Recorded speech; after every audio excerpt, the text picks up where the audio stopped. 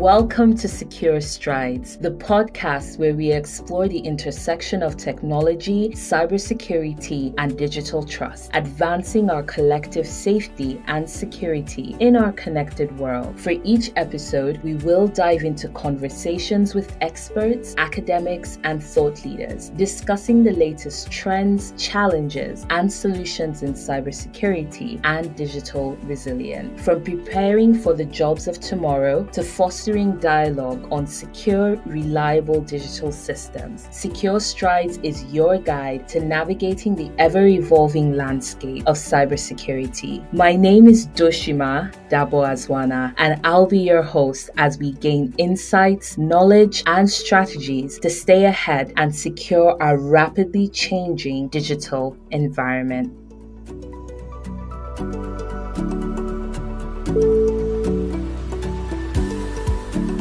Welcome to the first episode of the Secure Strides podcast, where we explore the nexus of technology, cybersecurity, and digital trust. In this maiden edition, we're thrilled to have Zita Zingani, an IT specialist with the European Union Delegation to Zambia and COMESA. With a passion for leveraging technology to drive positive change, Zita has played a pivotal role in advancing digital solutions in Southern Africa. As a college professor and mentor, she's also dedicated to nurturing the next generation of tech leaders. Let's dive into the conversation and hear Zita's insights on cybersecurity and empowering women in technology. I'm happy to be here, and I'm glad I say yes. I'll tell you, this is the one thing I keep telling women. We are talking about being a minority in terms of technology, but we don't want to step up. We don't want to stand up. And this is something that we need to change. Men are never thinking twice about anything, about spreading the word, about speaking out about everything. And we should also do the same. We need our voices heard out there as women. So I'm glad to be here, and thank you so much for the invite. Let's start with your journey. How did you get into the world of ICT and technology? Was this a passion from childhood, or you found your way when you started your professional career? How did you do it? Yeah, a little bit of yes and no. I was always a curious child. Technology always fascinated me. But I always wanted to do medicine, and I always thought I'd use it in the medical field. So I always knew I'd end up embracing technology a lot, but I always thought that I would end up doing medicine, and specifically I wanted to be a surgeon. I really wanted to save lives. School, actually, my dad enrolled me. I think at the back of his mind, he actually knew that I would actually get set into this career, because initially I had wanted to go to university outside Zambia, and he says, you could do a year of IT at Zitas University, and that's where I started from. In the first few months, I loved it so much, and I said, before I go and do my medicine, I'll actually finish off this degree program and then move into medicine. I felt like I had the time because I was only 16 when I got into university. So I started out my career pretty early. I finished high school pretty early. So I said, okay, 3-4 years, by the time I'm done, I'll just hit 20 and then I can go and do my medicine. Things kicked off. I did my university. I eventually graduated from the University of Greenwich in London. My career started, I was literally graduating on a Friday, and Monday I was on the job. I joined USAID, and from then I just never looked back. I quickly narrowed down specifically what I wanted to get into. I always knew I was a hands-on person. I was a curious person. And because of my fascination with technology, I really wanted to see a lot of the back end, what is going on. And I specialized in networking. So I did networking engineering. I did my Cisco pretty early at the start of my career. I'm glad that my first job really spread my wings, because I was working in a vast environment with diverse culture. I was running around looking at the regional offices, looking at their setup. So I really, really had a strong foundation in IT. Since then, I've just never looked back. I love my profession. I'm happy I'm here. At the back of my mind, Dad, rest in peace. I am happy that he actually gave me a push to go ahead and get started on this. Kudos to Dad. That's a really cool background and story. You You currently work as an information technology specialist with the European Union Delegation to Zambia and COMESA. Tell us a little bit about that and the work that you do. So my role currently with the European Union is actually quite vast, because again, I am working in an environment that has a lot of structure, and we're talking about 168 delegations across the world. So a lot of Wow. collaboration there. My day-to-day tasks evolve around network security. I've stayed in my area of expertise in terms of project management as well. And when I joined the European Union, which was about 6 years ago now, there's a part of procurement that I had to learn, which is all tech-based, because that was part of my role. So alongside me being a technical person, I do have quite a bit of administrative tasks. And I would say today that I'm a well-rounded IT person because I can manage a project from start to end. The other part is collaborating, of course, with the regional IT officers to just ensure that everything is able to run smoothly. Of course, the management of the entire delegation as well, in terms of ensuring that the systems are secure, ensuring that users, of course, are abiding to certain policies and regulations. And of course, we have other partners under the European Union here. We have about 12 partnering countries. Of course, there's collaborations with them as well. It's quite a lot of collaboration, a lot of networking. I'm a technical person, but here is something that I need to tell everybody out there. And this is something that I always tell my mentees. The last set I had, we're actually not coming from a very technical background, is that once you have the understanding, you could actually venture into other aspects of IT. You don't necessarily need to have the technical background or the technical know-how, but see where your strengths lie and actually embrace them. There are aspects of governance which I actually do in my job. In my office right now, I am mentoring one of my colleagues. So she doesn't really have a strong technical background. And she did come up and say, look, I want to learn how to do this. And now we've been running through, we set up sessions every week. It's a bit more structured. This is pretty much what I do mostly. You mentioned about 5 skills that you use on the daily in your job, but only one of them is really technical, which is the network security. But you talked about learning procurement, project management, administrative skills, and collaborations. All these are essential for success in the field. And I love how you demonstrated that it's not really about, oh, am I technical or am I not technical? It's about how do I become a well-rounded professional and be able to function on the job, right? So I think that's a mindset switch. Can you share maybe a particularly rewarding experience you've had as a mentor and where you felt you made a significant impact on a mentee's career? I think the highlight of it all was one of my mentees. I had two under me. Okay. Unfortunately, one had to drop off due to some health challenges. I still did reach out to her. I still do check up on her at the moment. But the one I ran with for the entire duration of the program was very grateful because they've always wanted to align themselves into the cybersecurity field, and they were never given an opportunity because they weren't able to actually do the certification courses. I gave her guidance, cybersecurity certification course that she could take, which is very good. It's free, it's there specified for women. And after she took that course, she did come back to me and say, look, I'm now getting a lot of kudos from my boss in terms of work. That she was able to transition into a more befitting role and she was able to experience that job satisfaction. So for me, it is that feedback, making a difference in somebody's life and telling them your dreams are valid. And this is something that really makes a difference. And we did discuss a lot of other personal aspects, but ultimately, professional wise, that was the P1. And this is something I got away with. And I said, I have been able to make an impactful change in this person's life. And for me, that's a great thing. Curious to know from you, a lot of times we tell people, oh, go find a mentor, you need a mentor, but we don't actually tell them how to be a good mentee of sorts. And this is something that I get a lot of times. The first thing I ask is, what exactly do they want a mentor for? Because mentoring comes also in different aspects. But in this case, professional wise, the first thing I ask is, what do they want to achieve? It's always good to ensure that you know what the other colleague wants to achieve at the end of it, or I call them colleagues because they're IT professionals. And this is what I tell my students. After you graduate, we are colleagues. I may have better experience or better skill set. The fact is that I learned something from my mentees as well.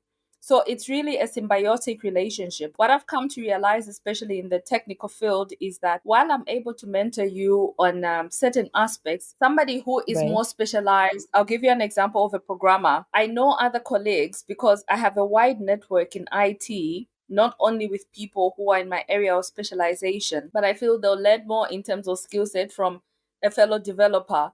But in terms of everything else where I can chip in terms of leadership, so I have connected people who want mentorship in that aspect.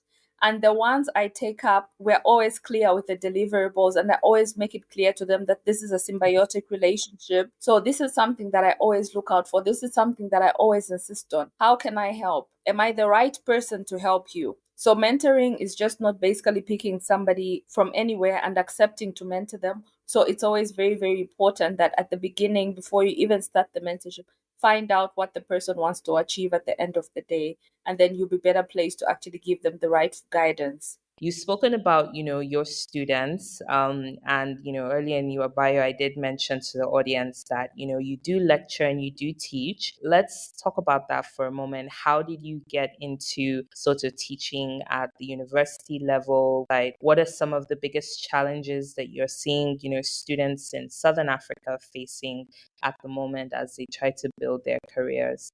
So I'll start from why I chose to go this route. I've always been passionate about giving back knowledge. 3 years ago, I realized I could actually do it on a wide scale. Initially, it was a program because I'm a volunteer under the Lions Club. So sometimes I would go out into these schools.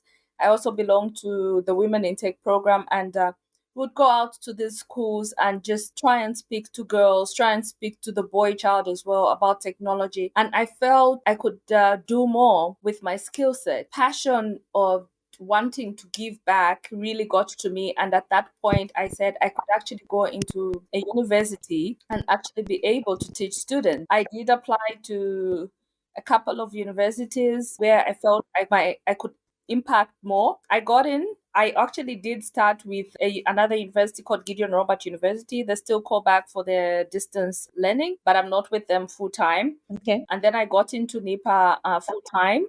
I have several students with various challenges. While it is almost heavy, let me use the word heavy to see how these students are struggling, it's also a very satisfying feeling at the end of seeing them graduate and go out there into industry and make something of themselves. So, the main challenges I've noticed the lack of exposure. I think this is what is really crippling us. We are not really embracing technology. We are not really utilizing it. And because we're coming from third world countries, there's a laissez-faire attitude in us. And I'm always emphasizing this to my students to tell them that with globalization, the world has opened up. We have no excuses as to why we are still dwindling.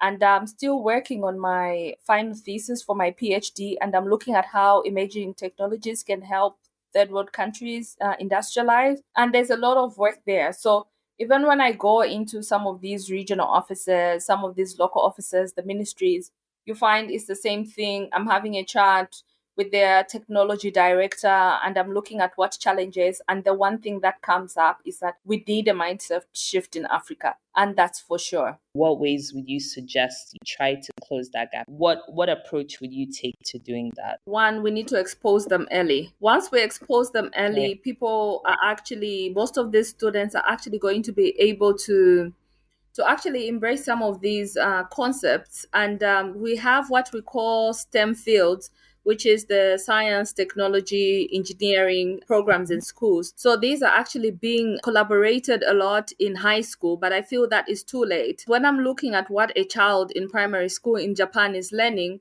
and what a child in Africa in primary school is learning, you already see the divide. So the moment that they're able Yeah. to have that tech literacy and these tech programs in schools, we are going to do better for ourselves because every aspect of the world that you look at, every thriving economy is embracing technology.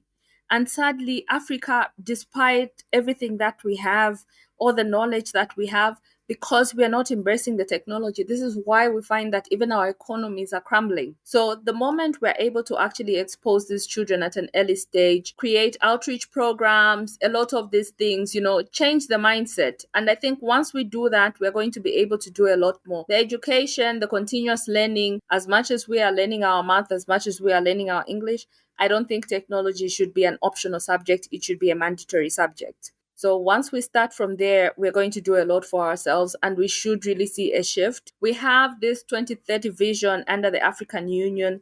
Part of it, while we are aware that this actually exists and this is the vision, maybe we are likely to attain that by 2060. But for 2030, it doesn't really look promising for us.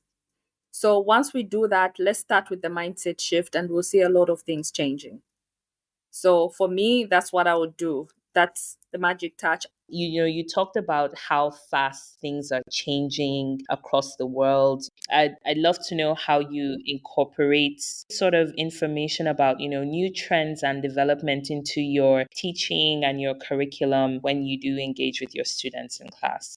So the first thing I do with all of my students, I usually teach the third and the fourth years, the students in the graduating classes. So the first thing I tell them is that, one, you need to prepare yourself for industry. And the first thing I do is that I'm going to share with them sites and networks where they can actually get updated technology. I tell them to subscribe to the ones that are free, and I give them these are secure networks. I tell them to register with the ICT Association of Zambia, because that is also a platform where they can actually integrate with other students. I'm a hands-on lecturer, in that when I get something, I see something, because I have a wider network, I share it with the class representative and I tell them, please share with the class. And we have a discussion about it. Recently, with the outage that had affected South Africa, Ghana, Nigeria, we're talking about the Atlantic fiber. This was an actual discussion in class. Part of my professors is sitting at University of Lancashire in the UK. I did get feedback from them about some of these technologies and see how best can we actually stop and fight this trend. The other thing that we looked at, because when we are looking at security, when we are looking at ethics, are aspects of integrity. I did give them an example of security professional who was working with Google and got fired, because now I have a contact in Google. So we're able to have an actual discussion. So I try as much as possible, as things are coming out, as we are hearing about things that are happening, I always tell them, you need to be curious as an IT student. The why should always be lingering. How does this happen?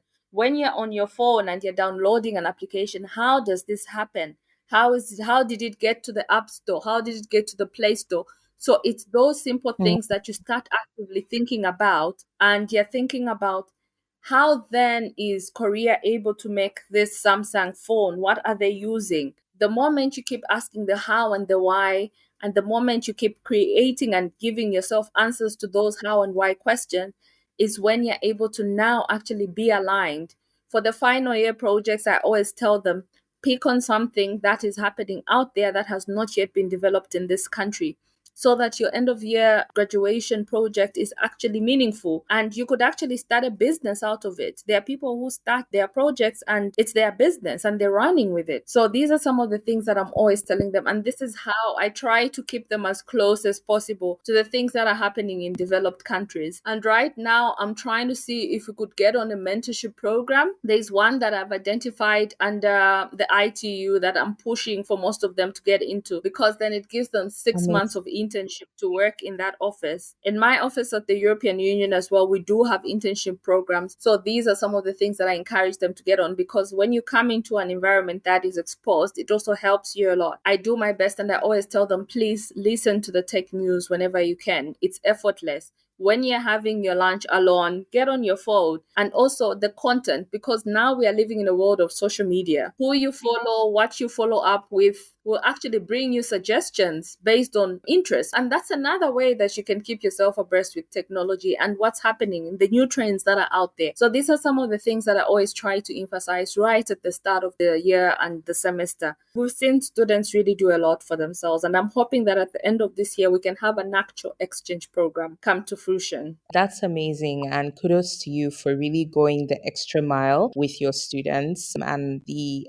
additions that you try to adorn the curriculum with. You mentioned that one of the classes that you actually teach is around ethics, and that's such a huge topic, especially when you think of Africans in technology. Unfortunately, a lot of times people still just think of the bad stuff, right? Like if you say you're Nigerian, the first thing everyone wants to ask you about is the email scams, or Are are you a you related hacker? to, Are you a social engineer? yeah. So I love that you're teaching such a class. I'd love you to tell us a little bit more about that. Trust and ethics is sort of the foundation of what we do, in technology. So it is the foundation of a lot of things that we do in technology. And unfortunately, because women are still the minority in technology, Right. we've had a lot of instances. We hear women in industry saying, "No, I'm not able to get into this particular job role. I'm not getting paid what the other male colleagues are getting paid. I am." There's basically no level of equity that is happening in most of this. So just streamlining that and encouraging them to speak out. And it's not only women anymore, because men as well are affected. And the other thing that we're looking at a lot when it comes to ethics is remaining a professional. Just because you have the knowledge. I'm a certified hacker. So I could sit at home and say, I'm going to do 2 good jobs in a year and I'll ransom and get a lot of money. But I don't do that. Why? Because it's the aspect of integrity that comes in. So these are things that we emphasize on. When we're bringing in new technologies, it's always a struggle, because as hard as we are working to secure our system, as hard as the other end is working. And just because for IT, in any organization, by default, regardless of how junior you are, you stand in a position of power. A few years ago, Right. we would hear when firing an IT professional, make sure you don't let them even enter the building. You're walking into the office because you did something, you're fired, you're paid for your service, your notice outside the office. Why? Because of the fear of the company saying they're going to mess up the system, they're going to hack into our system, and so on and so forth. And these are things that we're trying to teach our students in the ethics course, that there's a lot. There's also the risk element to it. How do you manage risks? What do you allow on the network? How do you know that you can allow for this risk to happen? So there are various components that are coming into ethics. I'm glad that this is a course that is actually being embraced, because they are learning a lot out of it, how to handle themselves when they're in a work environment. And also the bias, where we see something wrong is happening to our colleagues and we don't say something because it's not affecting us direct. Well, newsflash, you could be the other person tomorrow. When you see something, say something. So these are some of the things that we're bringing out in the ethics course. Be professional when you're in the work environment. If you have friends, make your friends, but please don't cross the line because you're privileged to private information in the company. It does not guarantee that you actually abuse your power. These are one of the major things that we actually try to emphasize and bring out in the ethics course. There's no way we can talk about making secure strides and closing the digital divide without talking about women in cybersecurity, women in technology. How would you encourage women, young, experienced professionals to get into cybersecurity and just go for it? They need to understand that this is a profession that is open to everybody. The gender constraints that were around technology, around cybersecurity, are no longer there. And how do we make sure that women are getting this information? It's about the mentorship program as well, creating role models for them. If we start them, again, the early exposure, once they're exposed to technology, they're not going to feel the need to actually deviate from it. So already at that stage, we are already trying to leverage on the fact that this is incorporated into school programs. Community engagements as well are very, very important. These are actually helping spread the word that women can get into whatever professionals that they choose to get into. The other thing that has remained a challenge, of course, is the bias and the non-inclusivity in the workplace. I always tell people, and this is something I speak about confidently, and say I am good at what I do, because why? Throughout my career, I've always had to prove a point. Because I am a woman in technology, I always had to go an extra mile. While my male colleagues, who I graduated with at the same time, had it easy based on the fact that they are male, and it's expected that males should actually deviate into this field. And I got into a more minority field in technology, which was network engineering. I was alone in my Cisco class. And I was very young. This was way back in about 2009. And Mm-hmm.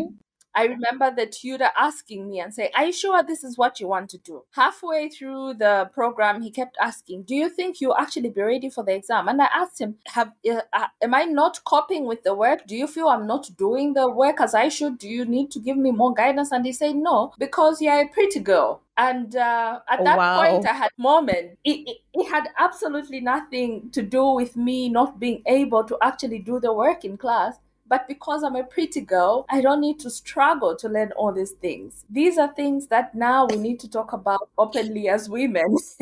So I think mentorship programs are doing a lot for women out there, community outreach. And once we get these programs out there, I think we'll see a lot of more women in technology. So go out there, do what you want to do, be who you want to become, and always remember that your dreams are valid, regardless of how far fetched they may be.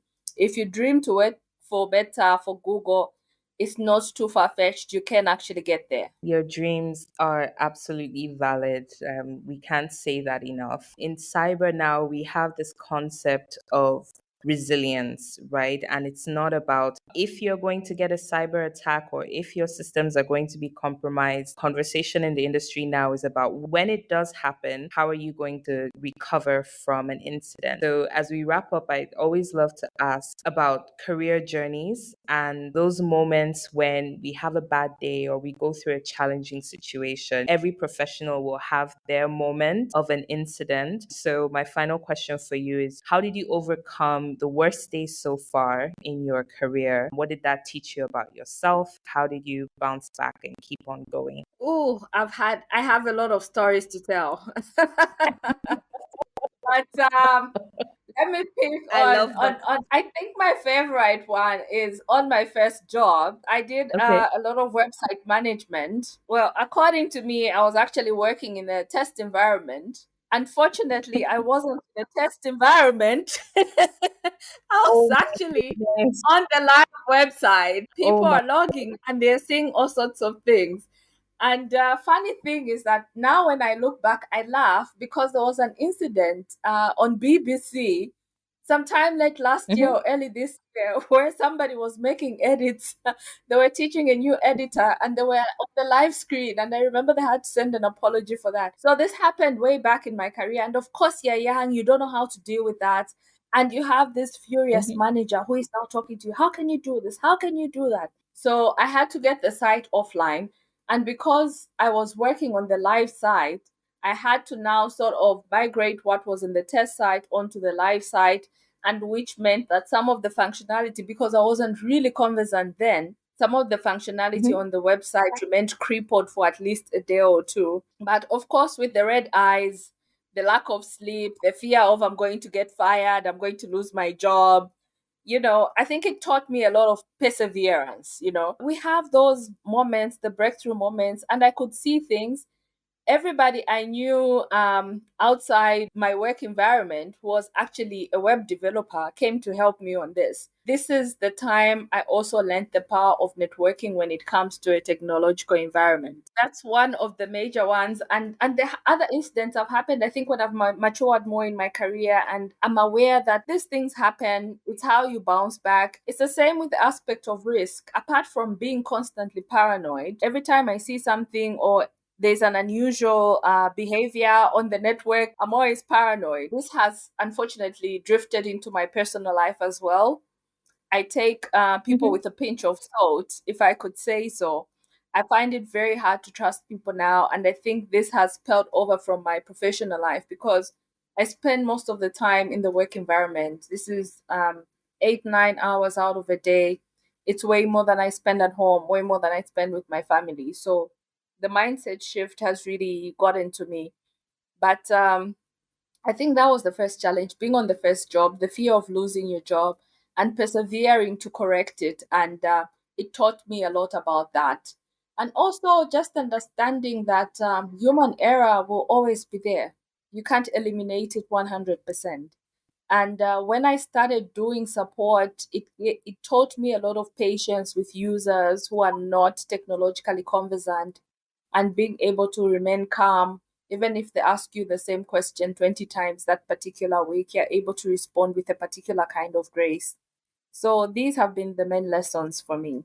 Any final parting words or thoughts on how we can ensure our collective safety and security in our connected world? Yes, of course. I think we all need to stay aware. The world is digital. Everything that we do is online. My emphasis is always be in control of what you give out there, what you want people to know about you, because your digital footprint will always remain there. So we really need to be careful. While we are thinking, okay, I'm young, I can get away with this, your digital footprint will always remain, even if you delete it after some time. So be in control of what you put out there about yourself, one. And two, for the younger professionals in IT, is trust the process. We had to all go through a lot of steps, like you had said. Didn't just get up and become. I noticed there's a lot of pressure in the younger professionals.